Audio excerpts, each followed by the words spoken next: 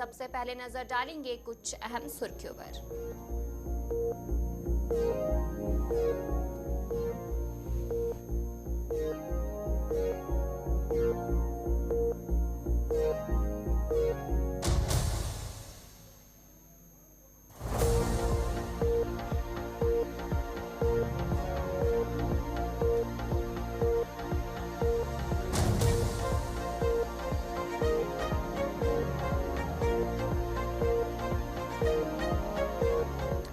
तो चले, ये थी कुछ अहम सुर्खियां। अब दीगर खबरों की तरफ भी रुख करेंगे, जहां पर शुरुआत करेंगे जिस तरीके से नए साल का आगाज होने जा रहा है और नए साल के आगाज पर बैनुल-अक़वामी सरहद पर सिक्योरिटी की सूरत हाल है उसे मजबूत कर दिया गया है।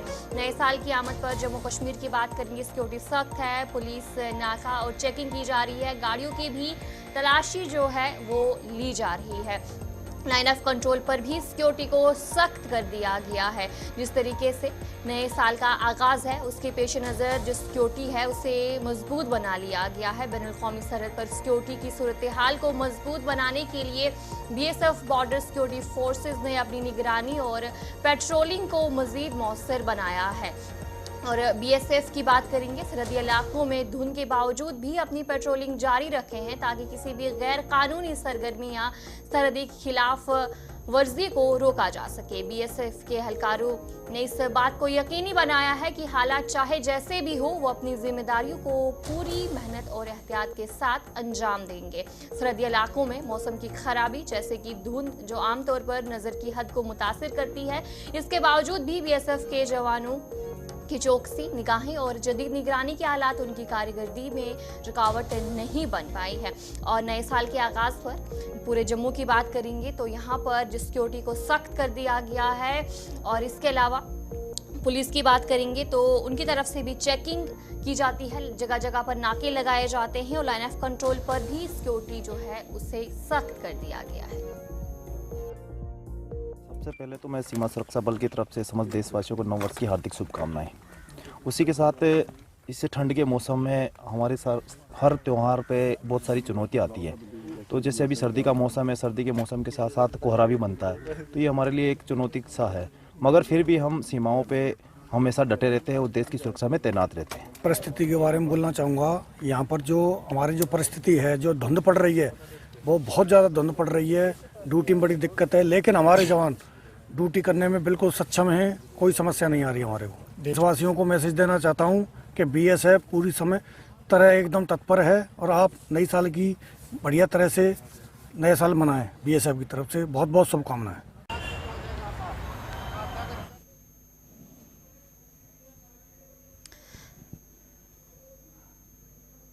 तो चलिए, जिस तरीके से आपने सुना कि नए साल के आगाज पर किस तरीके से बैनुल-अक़वामी सरहद सिक्योरिटी की सूरत हाल को मजबूत बनाने के लिए BSF की तरफ से जो लगातार है वहां पर सिक्योरिटी को मजबूत बनाया है और निगरानी और पेट्रोलिंग को भी मजबूत बनाया गया है। और साथ ही साथ इसी पर तस्वीरें भी आपको दिखाने की कोशिश कर रहे हैं कि जम्मू में किस तरीके से नए साल के पेश नज़र जो चेकिंग है वो की जा रही है, जगह जगह पर नाके लगाए जाते हैं और जो गाड़ियां हैं उनकी भी बारीकी से चेकिंग जो है वो की जा रही है। नए साल के पेश नज़र सिक्योरिटी है उसे मजबूत कर दिया गया है और साथ ही साथ बैनुल-अक़वामी सरहद पर भी सिक्योरिटी को मजबूत किया हुआ है। और इसी पर हमारे साथ हमारी नुमाइंदा शिल्पा शर्मा ज्वाइन कर चुकी है। शिल्पा बताएगा क्या कुछ अपडेट है जहां पर नए साल के पेश नज़र सिक्योरिटी को सख्त कर दिया गया है और किस तरह की सिक्योरिटी जो है इस वक्त की जा रही है। और जम्मू की खासकर बात करेंगे तो इस साल काफ़ी सुर्खियों में जम्मू रहा है, तो इस बार नए साल के पेश नज़र पहले क्या कुछ सिक्योरिटी है, कितनी मजबूती से सिक्योरिटी को बनाया गया है? जी बिल्कुल, देखिए नए साल के चलते अगर हम जम्मू के अंतर्राष्ट्रीय सीमा की बात करें तो जहाँ पे चौकसी को बढ़ा दिया गया है। BSF के जवान चाहे फिर वो पुरुष हो या फिर महिला कमांडो हो, वहाँ पर जो है वो तैनात नजर आ रही है और जिस प्रकार से लगातार पेट्रोलिंग करते हुए नजर आ रही है। सबसे पहले अंतर्राष्ट्रीय सीमा की अगर मैं बात करूँ तो आप देखें जिस प्रकार से धुंध भी इस समय जम्मू में काफी ज्यादा देखने को मिल रही है, जिसके चलते काफी जो है वो चुनौतियां भी सामने आती है। लेकिन BSF के जवान जो कि इस समय सतर्क हैं और पूरी तरीके से चौकसी करते हुए नजर आ रही रही है और धुंध में कहीं ना कहीं आप देखेंगे पाकिस्तान भी फायदा उठाते हुए नजर आता है, घुसपैठ करने की जो है वो कोशिश करता है, जिसके चलते नए साल में किसी प्रकार की कोई भी घटना ना हो, नए साल जो है वो शांतिपूर्वक रहे और आम जनता जो है उसे खुशी के तरीके से जो है वो मनाए। इसके लिए बीएसएफ के जवान जो है वो जवान पुरुष कमांडो जो है वो चौकसी करते हुए जो है वो नजर आ रहे हैं। ये एक तरफ है और दूसरी तरफ अगर हम बात करें तो जहां पर जम्मू कश्मीर पुलिस के जवान और साथ ही साथ ट्रैफिक पुलिस भी जो है वो इस समय सख्त हो गई है और लगातार नाके लगाए जा रहे हैं जम्मू कश्मीर पुलिस के द्वारा, ताकि जो वाहन वहां से नाकों से गुजर रहे हैं उनकी प्रॉपर तरीके से चेकिंग जो है वो की जा रही है। जो लोग नाके से गुजर रहे हैं उनसे जो है उनका पहचान पत्र पूछा जा रहा है, ताकि नया साल जो आने वाला है, जिसे कुछ ही पल रह चुके हैं, वो शांतिपूर्वक और खुशी तरीके से जो है वो आम जनता मनाए, जिसको लेकर लगातार आप देखेंगे जगह जगह पर नाके लगाए गए हैं। और इसको लेकर यानी कि आज रात से ही आप देखेंगे जम्मू कश्मीर पुलिस की कुछ टीम जो है वो गठित की गई है, जहां पे अलग अलग जगहों पर ये टीम रहेगी, नाके वहां पर लगाए जाएंगे। क्योंकि आप देखेंगे जहां पर 31 दिसंबर को यानी कि आज रात जो है वो अलग अलग तरह से जश्न आम जनता मनाती है, अलग अलग जगहों पर जाती है, तो वहां पर भी टीमें जो है वो गठित की गई है, ताकि किसी प्रकार की हुड़दंग ना हो और शांतिपूर्वक और अच्छे तरीके से खुशी तरीके से जो है वो आम जनता जो है वो नए साल को मनाए। जहाँ पे अंतर्राष्ट्रीय सीमा पर भी चौकसी को बढ़ा दिया गया है और जम्मू कश्मीर पुलिस के जवानों की बात करें, ट्रैफिक पुलिस के जवानों की बात करें, तो वो भी सख्त जो है वो इस समय नजर आ रही है। चलिए शिल्पा, जहां पर सिक्योरिटी को लेकर जो तैयारियां हैं पूरी तरीके से की गई हैं, सिक्योरिटी को भी मजबूत बनाया गया है और नया साल कल है और वहां पर जम्मू की खासकर बात करेंगे तो यहाँ पर तैयारियां किस तरीके से? देखिए, जिस प्रकार से अगर हम जश्न की बात करें तो सातों पर जो छोटी छोटी जगहें हैं वहां पर जश्न जो है वो रखा गया है, यानी कि आम जनता जिस प्रकार से अगर कहीं होटल में जा रही है या फिर डिनर के लिए जो है वो टेबल बुक कर रही है रेस्टोरेंट्स में, तो वहां पर जो है वो आम जनता अपने परिवार को लेकर, अपने रिश्तेदारों को लेकर जो है वो जा रही है, क्योंकि 7 दिन के लिए जो है वो यहाँ पर शोक जो है वो घोषणा की गई है, जिसको लेकर बड़े तौर पर, बड़े स्तर पर जो है वो जश्न नहीं मनाया जाएगा। लेकिन परिवार अपनी तरफ से अपने दोस्त के साथ जो है वो फ्रेंड्स के साथ, रिलेटिव्स के साथ जो है वो जश्न मनाते हुए जो नजर आ रही है, मनाते हुए नजर आएंगे यानी कि 31 दिसंबर की रात को। तो कहीं ना कहीं आप देखेंगे तो जहां पर भी जश्न मनाया जाएगा, जहां पर भी आम जनता अपनी फैमिली मेंबर्स के साथ, अपने दोस्तों के साथ पहुंचेंगे, रिश्तेदार के साथ पहुंचेंगे, तो वहां पर पूरी तरीके से सुरक्षा व्यवस्था जो है वो कड़ी कर दी गई है, ताकि आम जनता को किसी प्रकार की कोई भी जो है वो परेशानी ना हो। जी चलिए, बहुत बहुत शुक्रिया शिल्पा जानकारी देने के लिए। शिल्पा शर्मा आपको अपडेट कर रही थी कि किस तरीके से नए साल के पेश नज़र सिक्योरिटी को सख्त बना दिया गया है और साथ ही साथ जम्मू में क्या कुछ तैयारियां हैं। तो चलिए अब आगे बढ़ जाएंगे, जहां पर कटरा रोपवे मंसूबे के हवाले से बात करेंगे। और आज भी जो हड़ताल है वो जारी है, रोपवे मंसूबे के खिलाफ एहतजाज जारी है। एहतजाज का 7वां दिन है और तमाम कारोबारी इदारे बंद है। एहतजाजी ख्वातीन ने खुदसोजी की धमकी जो है वो दी है। जो फिलहाल जानकारी सामने आ रही है, हुकूमत ने मज़ाकरत के लिए कमेटी भी तश्कील दी है, जहां पर एहतजाजी ख्वातीन ने खुदसोजी की धमकी दी है। और साथ ही साथ जिस तरीके से लगातार देखने को मिल रहा है कि जो कटरा रोपवे मंसूबे के खिलाफ एहतजाज जारी है और यही मांग की जा रही है कि इस मंसूबे को जल्द से जल्द वापस लिया जाए। लेकिन उनकी तरफ से जो एहतजाज कर रहे हैं उनकी तरफ से ये कहा जा रहा है कि हुकूमत उनकी बात नहीं सुन रही है, बात को टालने की कोशिश कर रही है। लेकिन दूसरी तरफ ये कहा जा रहा है कि इनकी बात, इनका जो मुश्किलात है उन्हें हल किया जाए। जहां पर लेफ्टिनेंट गवर्नर मनोज सिन्हा की बात करेंगे तो देर शाम को उनकी तरफ से भी कहा गया था कि एक बड़ी राहत उनकी तरफ से भी दी गई थी। लेकिन साथ ही साथ आज 7वें दिन भी जो एहतजाज है वो जारी है। बंद कॉल का आज 7वां दिन है और बंद कॉल की वजह से इलाके में तिजारती और दीगर कारोबारी सरगर्मियां मुतासिर रहने के साथ साथ मकामी ट्रांसपोर्ट भी लगातार मुअत्तल है और जितने भी श्रद्धालु वहां पर पहुंच रहे हैं उन्हें भी काफ़ी परेशानियों का सामना करना पड़ रहा है। उनकी तरफ से कहा जा रहा है कि एक तरफ जो हड़ताल की जा रही है और दूसरी तरफ जो श्रद्धालु वहां पर पहुंच रहे हैं उन्हें दिक्कतों का सामना जरूर करना पड़ रहा है। उनकी तरफ से क्या कुछ कहा जा रहा है, किन किन परेशानियों का सामना उन्हें करना पड़ रहा है, आपको इसमें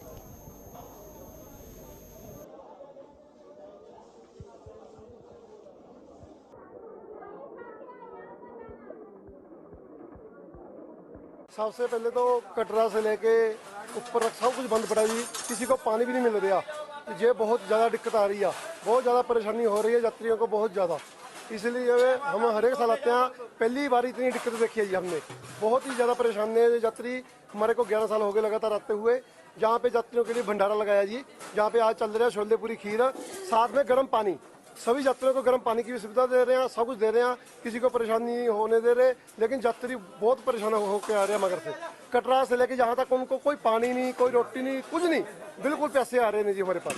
जय माता दी। मैं मानसा से आया हूँ, मेरा नाम राधेश्याम है। जहाँ यात्रियों को बहुत ही परेशानी आ रही है, ना पानी, ना रोटी, ना किसी चीज़ की कोई व्यवस्था नहीं है। बहुत ही लोग परेशान है, किसी को खाने पीने की कोई चीज़ नहीं मिल रही है। और लोग जो कटरा से लेके ऊपर तक कोई भी चीज़ की कोई भी व्यवस्था नहीं है। पानी, रोटी, लंगर जो भी इतने मिल रहा है वो उससे टाइम पास कर रहे हैं। मैं मानसा से आए हैं, मेरा नाम पम्मी सिंगला है। हम पंजाब से आए हैं। इस बार तो बहुत ही रश है, जैसे नया साल है, नए साल पे श्रद्धालु आते हैं। सारी मार्केट तो बिल्कुल ही बंद है टोटली, ना कोई पिट्ठू का इंतजाम है, ना कोई घोड़े का है। बहुत परेशानी हो रही है। हम जैसे दर्शनों के लिए आए, खाने पीने का बिल्कुल ही इंतजाम नहीं है। जैसे दर्शनों के लिए माता के भक्त इतनी दूर दूर से आते हैं, हर एक स्टेट से हर एक लोग आता है, लेकिन यहाँ कोई इंतजाम नहीं। ये इसलिए सरकार से हमारा अनुरोध है, इस जो भी आपका मसला है उसको जल्दी से जल्दी हल करा जाए। ये सॉल्व करोगे तो श्रद्धालु अपनी श्रद्धा को कामयाब रख सकेंगे। तो चलिए इसी पर हमारे साथ हमारे नुमाइंदे सोहन कोहली भी ज्वाइन कर चुके हैं। सोहन जी बताएगा कि आज 7वें दिन भी एहतजाज जारी है, क्या कुछ है आज? व्यवस्था के चलते यहाँ पे मैं आपको देखूँ पूरा कटरा वैष्णो देवी ट्रैक जो है कटरा है, रेडी फड़ी सारी बंद पड़ी है। श्रद्धालु जो नए साल के ऊपर काफी ज्यादा श्रद्धालु जो माँ वैष्णो देवी के दर्शन करने के लिए पहुंच रहे हैं, और श्रद्धालुओं को काफी ज्यादा दिक्कतों का सामना करना पड़ रहा है, क्योंकि सारी दुकानें बंद होने के कारण जो श्रद्धालु हैं उनको ना ही खाने पीने की चीजें मिल रही है, ना ही उनको कुछ चीजें मिल रही है, क्योंकि छोटे छोटे बच्चों के साथ, बुजुर्गों के साथ श्रद्धालु जो है यहाँ पे पहुंच रहे हैं। मगर प्रशासन की तरफ से अभी तक कोई भी सिर्फ आश्वासन पे आश्वासन ही मिलते जा रहे हैं। संघर्ष समिति कमेटी का जो लेडीज हैं, जो जितनी महिला हैं जिनके बच्चे जो हिरासत में है, जो जिनके बच्चे भूख हड़ताल पे बैठे हैं, जहाँ की जिनके पति जो कि हिरासत में है, उनका साफ तौर पे ये कहना है कि जल्द से जल्द जो हमारे जो गिरफ्तार किए हैं उनको छोड़ा जाए, और जो गंडोले का कार्य है वो कहीं ना कहीं जल्द से जल्द बंद किया जाए, ताकि नए साल के ऊपर श्रद्धालु जो हैं वो कहीं ना कहीं अपने जयकारे लगाते लगाते माँ वैष्णो देवी के दरबार में पहुंचे और हंसी खुशी में ये नया जो पुराना साल है और नए साल की शुरुआत करें। सोहन जी, जिस तरीके से कल जो है नौजवानों की तरफ से भी भूख हड़ताल की जा रही थी और तबीयत भी खराब हुई थी, तो आज क्या कुछ अपडेट है कि आज भी वो भूख हड़ताल पर बैठे हैं? जी बिल्कुल, वो जितने भी जो जंग लड़के हैं वो सारे के सारे भूख हड़ताल पर बैठे थे। जब कल तबीयत उनकी बिगड़ी थी तो उसके बाद हॉस्पिटल में भर्ती करवाया था, मगर फिर से वो वहाँ पे जो मेन चौक है, जो शिदर चौक है, वहाँ पे जो कहीं ना। चलिए बहुत बहुत शुक्रिया, जहां पर हमारे नुमाइंदे सोहन कोहली आपको अपडेट कर रहे थे कि आज भी वहां पर जो एहतजाज है वो जारी है। हालांकि कल भी देखने को मिला था कि कुछ नौजवानों की तरफ से भूख हड़ताल की जा रही थी, लेकिन उसके बाद उनकी हालत ख़राब होकर उन्हें हॉस्पिटल जो है मुंतकिल करना पड़ा था। लेकिन आज भी लगातार भूख हड़ताल जारी है और 7वें दिन जो एहतजाज है वो जारी है और लगातार रोपे मंसूबे के खिलाफ एहतजाज है। और साफ तौर पर ये कहा जा रहा है कि जब तक इस मंसूबे को वापस नहीं लिया जाता तब तक इसी तरीके की जो हड़ताल है वो जारी रहेगी।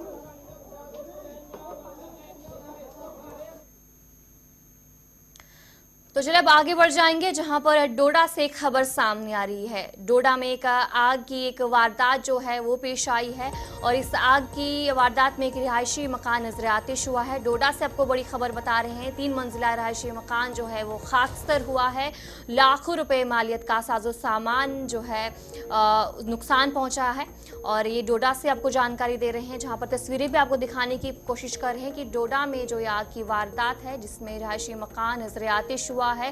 रिपोर्ट के मुताबिक बताया जा रहा है कि एक खातून फातिमा बेगम के घर में आग लगी है, जिस दौरान आग ने भयानक शक्ल इख्तियार करते हुए पूरी इमारत को अपनी लपेट में ले लिया है, जिसकी वजह से घर के अंदर मौजूदा लाखों रुपए मालियत का साजो सामान राख की ढेर में तब्दील हुआ है। ख्याल रहे कि आग शॉर्ट सर्किट के बाद लगी है, जो फिलहाल जानकारी इस वक्त सामने आ रही है। डोडा की बात करेंगे तो वहां पर जो बिहोटा गांव है वहाँ पे जो ये आग की वारदात पेश आई है और इस आग की वारदात में जो ये मकान है वो पूरी तरीके से जलकर खाकस्तर हुआ है। और फिलहाल जो जानकारी सामने आ रही है, बताया जा रहा है कि शॉर्ट सर्किट की वजह से जो ये आग है वो लगी है।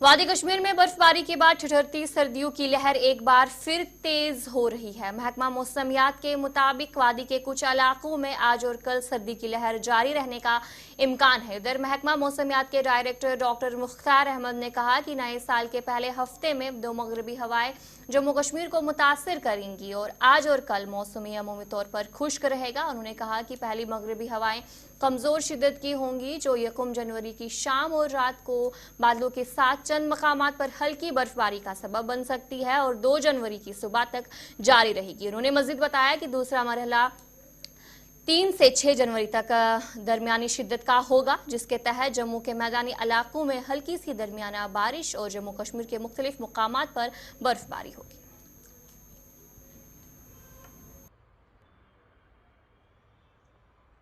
देखो, अभी 2 वेस्टर्न डिस्टर्बेंस जो है बैक टू बैक अफेक्ट करेगा जम्मू कश्मीर और एडजॉइनिंग एरियाज को। और जो फर्स्ट WD है वो फर्स्ट इवनिंग से जो है उसका इम्पैक्ट रहेगा, जो फीबल WD है। हल्की बर्फबारी खासकर नॉर्थ कश्मीर, सेंट्रल कश्मीर के मैदानी इलाकों में, पहाड़ी इलाकों में दरमियाना दर्जे की भी बर्फबारी हो सकती है, खासकर फर्स्ट और सेकंड के बीच में। और इसी तरह जो नेक्स्ट WD है ये थोड़ा मॉडरेट टू इंटेंस WD है और ये थर्ड इवनिंग से इसका एक्टिविटी रहेगा। 4, 5, 6 के दरमियान जो इसका मेन एक्टिविटी रहने के चांसेस हैं। और इस बीच जो है हैवी स्नोफॉल के भी चांसेस हैं कुछ एक पहाड़ी इलाकों के अंदर, और यहाँ मैदानी इलाकों में भी जो है दरमियाना दर्जे की बर्फबारी हो सकती है। कुछ एक मैदानी इलाकों के अंदर जो है लाइट स्नोफॉल की पॉसिबिलिटी है। और इसी तरह जम्मू डिवीजन के अंदर भी जो है दरमियाना दर्जे की बारिशें, पहाड़ी इलाकों में दरमियाना दर्जे की बर्फबारी। ओवरऑल जो एक मेजर वेट स्पेल के चांसेस फिर से हैं, खासकर 4, 5, 6 के दरमियान। और मेन एक्टिविटी 4, 5 और 5, 6 के बीच में रह सकता है। फिर 6 दोपहर के बाद अब मौसम में ओवरऑल बेहतरी देखने को मिल सकता है। तो ओवरऑल जो है ऑन गोइंग कोल्ड वेव अभी चल रहा था, ये जो पिछला स्पेल था उसके कारण जो है कहीं ना कहीं सर्दी बिल्कुल टूटती हुई नजर आ रही है। और कुछ एक हिल स्टेशन के अंदर भी अभी -8, -9, -10 तक चल रहा है। तो कमिंग डेज में जो है फर्दर जो है इम्प्रूव होने के चांसेस हैं। मिनिमम टेम्परेचर तो लगभग जनवरी के 6-7 तक जो है कोल्ड वेव जो है यहाँ पे बिल्कुल नहीं रहे। देखो, जब भी स्नोफॉल होता है तो फिसलन के चांसेस काफ़ी ज़्यादा रहते हैं और ऐसे में सब फ्रीजिंग टेम्परेचर्स अक्रॉस स्टेशन यहाँ पे चल रहा है पिछले लगभग कई हफ्तों से। तो स्लिपरी कंडीशंस और एक्सीडेंट्स के काफ़ी ज़्यादा चांसेस रहते हैं, खासकर जो ट्रेवलर्स हैं, ट्रांसपोर्टर्स हैं और उसके बगैर जो टूरिस्ट यहाँ पे आते हैं वो बिल्कुल एडमिनिस्ट्रेशन या जो ट्रैफिक डिपार्टमेंट का जो एडवाइजरी है उसको पूरी तरह पालन करें। अदर देन दिस, अब ठंड के कारण जो है लोग यहाँ अलग अलग हीटिंग गैजेट्स यूज़ करते हैं, चाहे वो इलेक्ट्रिसिटी बेस्ड हो चाहे गैस बेस्ड हो। तो आए दिन आग के वारदात या फायर इंसिडेंट्स काफ़ी ज़्यादा हो रहे हैं। तो इसके कारण लोगों को बिल्कुल एहतियात करना चाहिए इन चीज़ों को और अनअटेंडेड किसी भी चीज़ को ना छोड़ें और सोने से पहले लाजमन बंद करके सोएं, क्योंकि सफोकेशन के वजह से भी काफ़ी ज़्यादा डेथ्स होते हैं। ठंड में तो काफ़ी कमी आई है, जो पिछला -7, -7.5 चल रहा था उसमें काफ़ी कमी देखने को मिली है। तो अभी -1, -2, आज -3 के आसपास था। तो जो पिछले टेम्परेचर्स के कंपेरिजन में आज मच बेटर है। तो कमिंग डेज में भी लगभग 0, -1 तक रह सकता है, क्योंकि मौसम अमूमन क्लाउडी रहने के चांसेस हैं और इस बीच बर्फबारी भी यहाँ पे रहने के चांसेस हैं स्पेल्स में। क्या ये बर्फबारी इम्पैक्ट करेगी जो अभी आने जा रही है, ज्यादा हेवी होगी? ये हैवी ही है रादर, कुछ एक जगहों पे प्लेन्स में भी 1 फीट तक गिर सकता है। कुछ एक जो सेंट्रल कश्मीर के मैदानी इलाके हैं यहाँ पे 7-8 इंच 10 इंच तक भी गिर सकता है। तो ओवरऑल जो इम्पैक्ट रहेगा ही और एक जो मच नीडेड।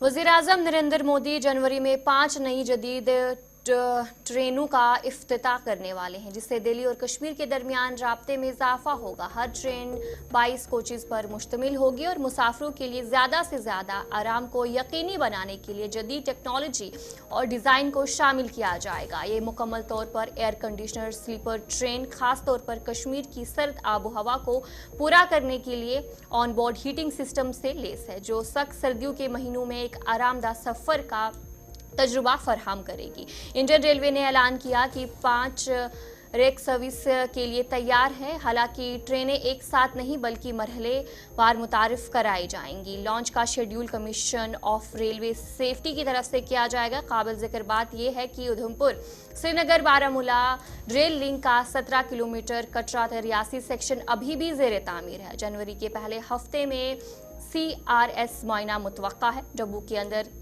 हीटिंग सिस्टम मुंजमिन दर्जा हरारत के असरात को कम करने में भी मददगार होगा।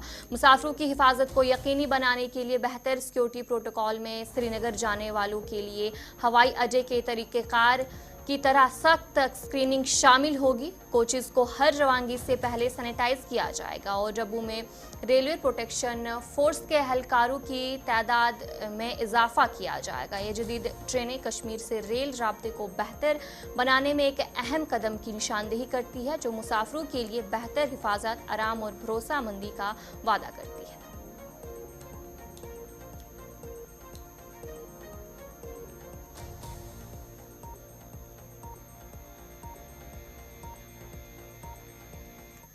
शुमाली जिला बारामूला के हाजीबल इलाका कुदरती खूबसूरती से मालामाल है, ताहम इलाके में बुनियादी सहूलियात और बुनियादी ढांचे की वजह से चैलेंजों का सामना है। बारामूला को हाजीबल से मिलाने वाली सड़क कई सालों से खस्ता हाल है, जिससे इलाके के लोगों को मुश्किलात का सामना है और गांव के सयाहत की सलाहियत में रुकावट है। सर्दियों के दौरान सड़क अक्सर भारी बर्फबारी की वजह से खराब हो जाती है, जिसकी वजह से जिला हेडक्वार्टर से राब्ता मुनक़ते हो जाता है।